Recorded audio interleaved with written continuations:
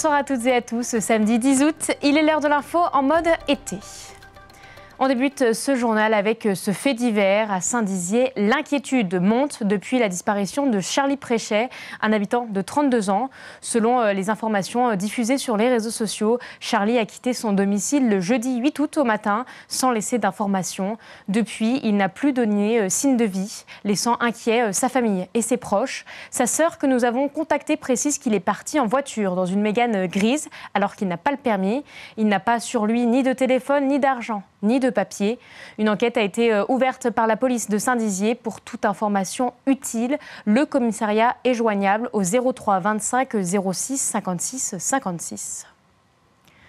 Ce matin, un incendie dans une exploitation agricole sur la commune de Roménécourt, à côté de Rovigny-sur-Ornain, s'est déclenché. Rapidement, les pompiers de la Meuse, accompagnés des renforts de la Marne, se sont affairés pour contenir le plus de flammes possible et éviter toute propagation. La rédaction était sur place. C'est en fin de matinée que l'alerte a été donnée. Cette exploitation agricole de la commune de Roménécourt est partie en fumée. Rapidement, les pompiers sont arrivés sur place dans un seul but, évacuer les habitants pour les mettre en sécurité et contenir les flammes pour éviter toute propagation.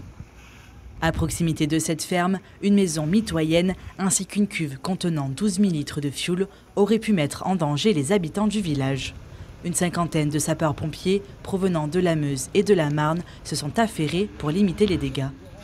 Le bâtiment de 600 mètres carrés a été en grande partie détruit. En début d'après-midi, le risque de propagation a été écarté. Les soldats du feu sont restés sur place pour sécuriser les lieux. L'ensemble de la partie agricole, du secteur agricole, était le proie des flammes à l'arrivée des sapeurs-pompiers. Et notre mission principale était de sauvegarder la maison d'habitation ainsi qu'une remise sur le côté qui contenait environ 12 000 litres de fioul. Là maintenant, c'est une opération de surveillance et de dégarnissage pour éviter toute reprise de feu. Donc pour ça, les pompiers vont rester encore une bonne partie de la journée sur les lieux avec une petite équipe et non plus les 45 pompiers qui étaient sur les lieux de l'intervention. À l'heure actuelle, le risque de propagation de la maison est écarté. Il nous reste encore un petit doute sur la partie remise qui est en train d'être traitée au moyen de l'échelle pivotante automatique. Depuis plusieurs années, le parc d'attractions Nigloland, situé dans l'Aube, fait évoluer ses offres d'hébergement. De grands travaux sont en cours pour augmenter la capacité de l'hôtel des Pirates, mais surtout pour créer de nouvelles résidences, des cabanes haut de gamme. Je me suis rendue sur place il y a quelques semaines pour découvrir ce projet.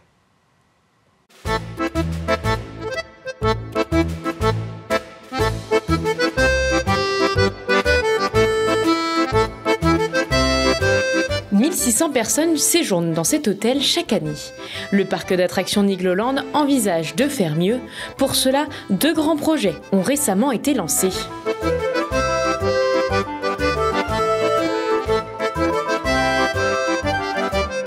Vous le voyez derrière moi, je suis dans l'hôtel des Pirates de Nigloland.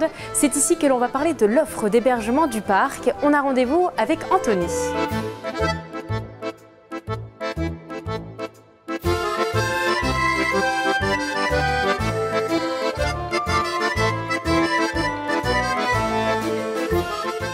Alors on est ici dans le hall de l'hôtel des Pirates. Quel est cet hébergement? Qu'est-ce qu'il propose aux clients? Alors depuis 2005 à l'hôtel des Pirates, on propose des chambres familiales, un séjour des paysans après ou avant le parc Nigloland, donc dans un hôtel sur le thème des pirates au milieu de la verdure.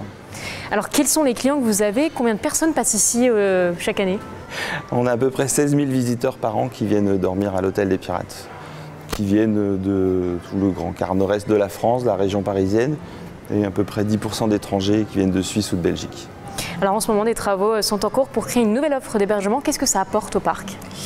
Eh bien, ça va apporter de la capacité supplémentaire et puis un nouveau style d'hébergement un peu plus haut de gamme avec des cabanes suites qui sont intégrées dans la végétation derrière le long de la rivière. Ce qui change d'ici, puisque vous avez d'autres types de chambres ici, c'est ça? Ici, c'est des chambres familiales, donc dans le grand hôtel des Pirates. Là, ça sera vraiment des hébergements, des cabanes luxueuses, on va dire, avec sous forme de suite.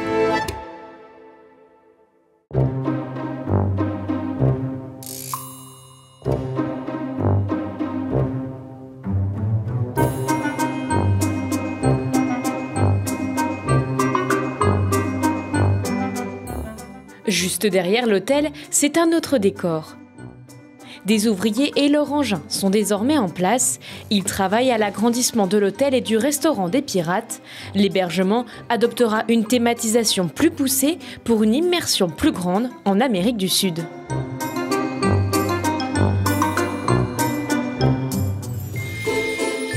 Depuis plusieurs années, Nigloland travaille à la création de Kabayana, un ensemble de 20 cabanes en bois installées en pleine nature. Ces nouveaux hébergements situés au cœur de la forêt et au bord de la rivière seront éco-conçus et pourront accueillir jusqu'à 6 personnes.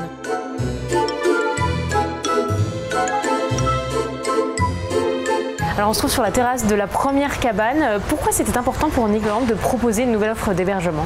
Eh bien en premier lieu parce que on a une énorme demande sur les nuitées à Nigloland. Encore plus depuis l'après-Covid où on va dire les touristes, les visiteurs, ils veulent pas forcément partir une semaine mais parfois 1, 2, 3 journées. Donc on va dire que les petits breaks comme ça se multiplient. Et on a voulu offrir quelque chose d'autre, complètement différent. Ici, on est en Champagne, dans le creux de la vallée, une rivière naturelle magnifique. Donc on s'est dit que ce serait dommage de faire un gros hôtel en béton. Donc voilà, on a ces petites maisonnettes individuelles en bois. Ça épouse parfaitement la nature environnante, ça fait pas tâche. Et pour moi, depuis que je suis ici, je me suis toujours imaginé ce genre de projet. Donc voilà, maintenant on le réalise, c'est fantastique. Ces nouvelles suites permettront au parc de proposer une offre d'hébergement plus variée. Le restaurant sera repensé avec une ambiance festive rappelant l'Équateur et augmentera sa capacité de 200 personnes pour pouvoir accueillir les nouveaux résidents de Kabayana. De nombreux travaux sont en cours dans le parc de Nigloland et ces offres d'hébergement seront prochainement disponibles à partir de 2025.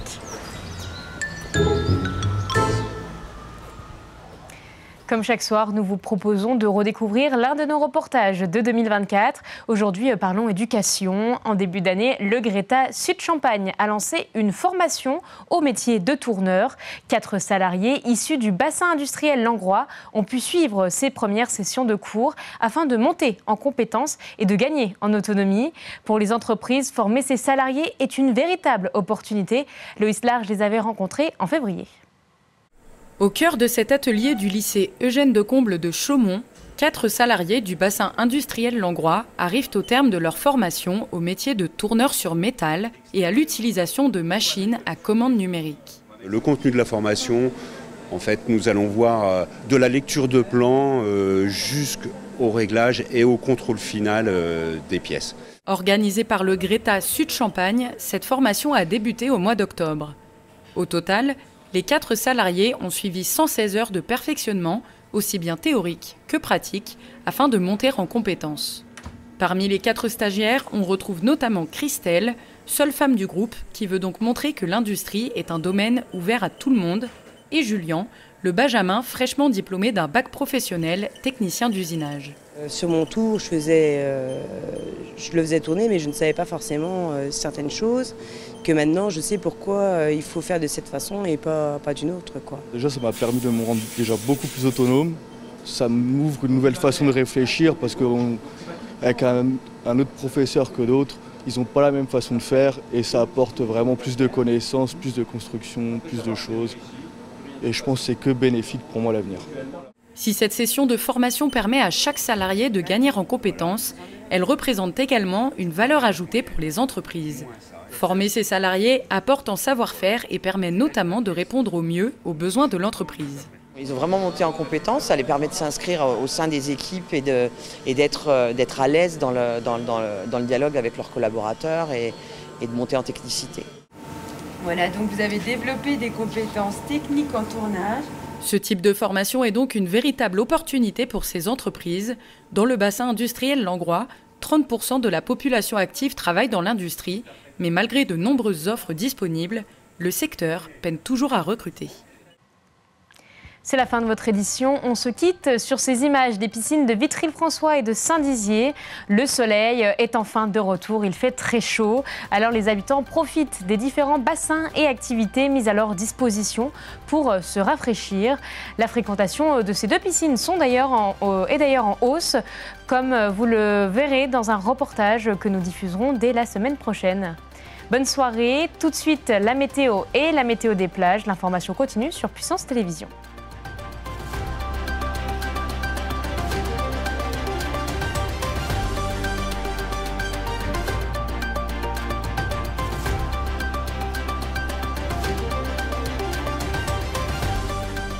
Toute l'actualité en continu à retrouver sur notre site internet et notre application mobile.